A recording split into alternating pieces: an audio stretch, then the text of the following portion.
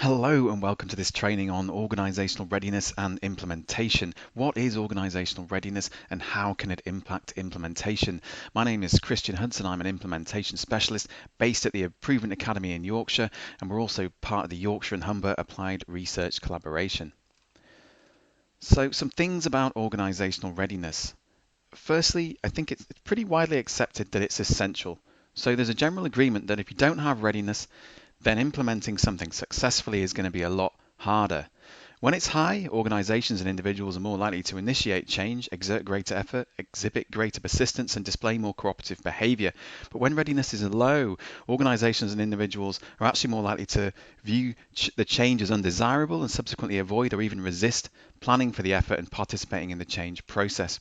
So it might be wise to operationalize readiness so that we can impact implementation outcomes, but we need a clear definition of what it is, and we also need a reliable tool to measure it.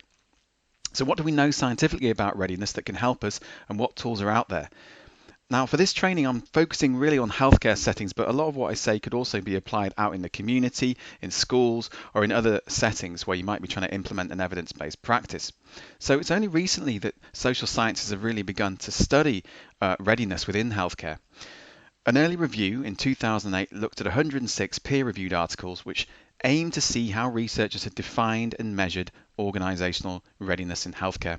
55% relied on readers' common sense, so they just relied on this idea that it's a state of preparedness for future action. That's what a lot of people seem to think that it is.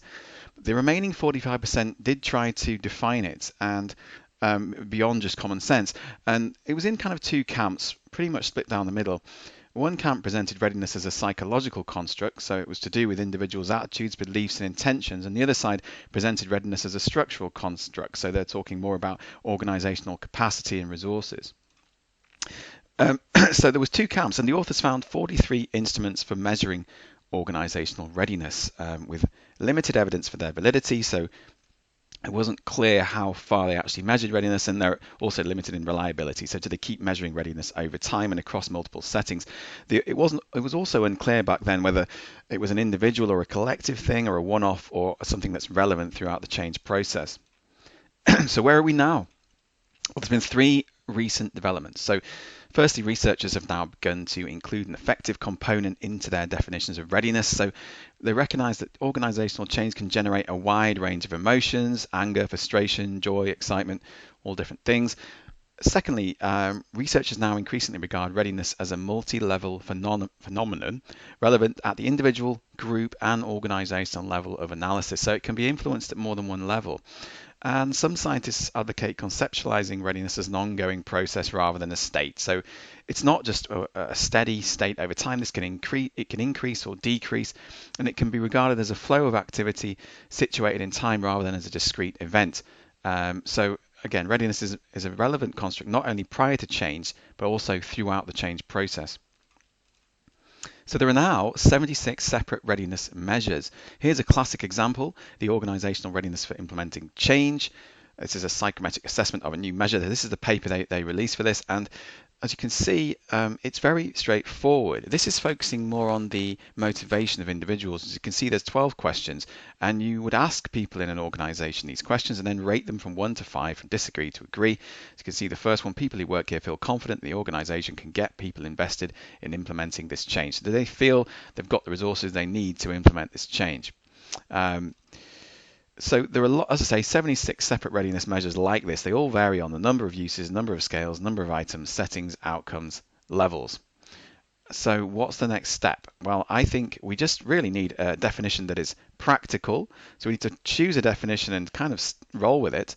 And that would allow us to then do more practical implementation science. So apply implementation science, apply a practical definition to try and get teams, organizations, individuals more ready for implementation. So a recent practical definition in a 2015 paper by Sassia et al., they defined it actually as almost bringing those two camps together. If you remember the capacity and motivation, well, they're bringing them together. So readiness is defined as an organization's willingness and ability to put a particular program or innovation into action. And they actually did a nice equation for this. So readiness equals MC squared, readiness equals motivation, and capacity squared, because there is two types of capacity. So as you can see here, we've got the motivation with its subcomponents, and then you've also got general capacity and innovation specific capacity. So all three of those domains will affect readiness and hence implementation. If you're high in, say, motivation, but you don't have general capacity, you may still struggle to implement. So let's look at those subcomponents in more detail. I have created a table. Feel free to pause this so you can spend more time looking at it. I'll just go through some of these. As you can see, readiness equals motivation. Let's look at motivation. Relative advantage. So is the innovation, does it seem to be better than what's currently in place? So if you say implementing, say, an exercise program for elderly patients across a number of wards in a hospital trust, one thing that may affect the motivation of the staff that you hopefully want to be ready for this would be whether it was actually better than what was already in place. Is it compatible? Does it fit into what they're already doing quite well? How complex is this new program? Can they trial it? Is it observable? Can it be kept a priority? So this is motivation. General capacity. I won't go through all of these, but as you can see, you've got culture, climate, organizational innovativeness, resource utilization, leadership, structure, staff capacity. So if we just think about, say, leadership, are they engaged? Do they think that this new program is a good idea? Or what's the climate like? So how far do employees collectively perceive, appraise, or feel about their current working environment? It may be that they feel the environment is very stressed out, they've got to focus on patients all the time, and it's actually very difficult to implement something new. Or they may feel like, actually, yes, we're in a really good position right now to take something on and implement it well. We've got lots of staff and we've been handling the patients really well. So that's the general capacity. And then finally, innovation specific capacity. So again, using this, say, exercise program as an example, is there actual innovation specific knowledge, skills and abilities that are needed to do this? So say, do you need to have, say, physios that know a bit about exercising patients and how to do it in order to implement this new program? And if you don't have those knowledge, skills and abilities within that ward, maybe you can't actually implement it at that time. Finally, just one more example, program champions. So these are individuals who put charismatic support behind an innovation through connections, expertise and social influence. So maybe there's some occupational therapists on these wards that actually feel very strongly about this new program and have a lot of connections and expertise and influence, and they really push it through. So there is R equals MC squared in a nutshell. How might we use R equals MC squared practically? As I said before, we want it to be practical. Well, here's the readiness thinking tool put together by the Wandersman Center, which is based on R equals MC squared. And as you can see, it's very simple, straightforward tool that you can use to interview individuals, organizations to find out where they are in terms of R equals MC squared. You may go into one of these wards, again, using that exercise program as an example, and you may interview, say, 20 nurses or 20 physios and find out that actually their motivation is really high, but their capacity, their general capacity is quite low. So what might you then do? So as you see, you find out what are the challenges, what are the strengths, and what are you unsure of, going through each of these things. So yeah, so imagine motivation is high and general capacity is low. What would you do? Well, maybe then you would say, well, we know we need to work on general capacity. We need to help these teams get that capacity up before we try and implement this new program. Or it may be that you decide at this stage they're just simply not ready and they will leave it as it is for now.